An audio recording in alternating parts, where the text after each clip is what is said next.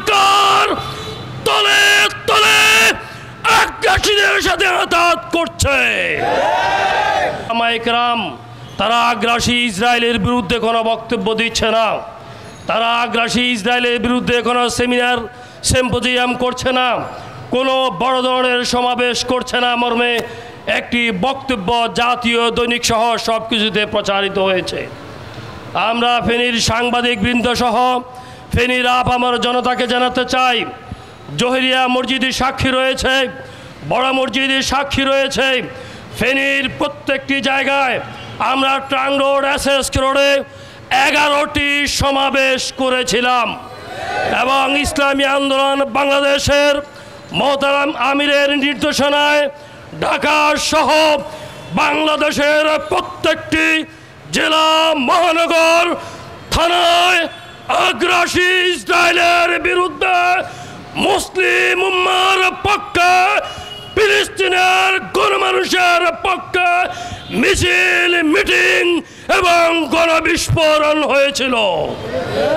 আমরা এটা মনে করতে চাই এই সরকার তলে তলে আগ্রাসীদের সাথে আঘাত করছে। আমরা ইসরায়েলি সকল পণ্য বর্জনের উদাত্ত আহ্বান জানাচ্ছি।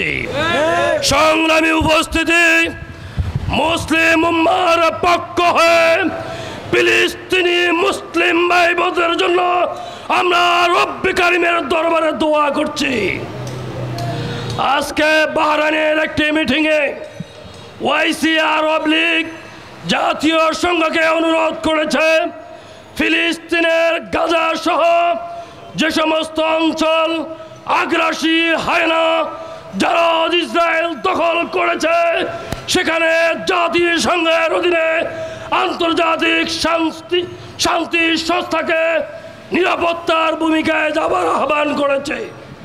আমরা বাংলাদেশ সরকারের মাধ্যমে আজকে স্পষ্টভাবে বলতে চাই, মাননীয় সরকার বাহাদুর, আপনি অত্যন্ত ক্ষমতাবান, আপনি পরাক্রমশালী, আপনি সংসদে নিন্দা প্রস্তাব আনুন এবং আরব লীগ, ওআইসি তথা আপনি আন্তর্জাতিক বিশ্ব মডেলদের দৃষ্টিতে তাদের কাছে দণ্ড ধরুন, ফিলিস্তিনের পক্ষে ভূমিকা রাখুন।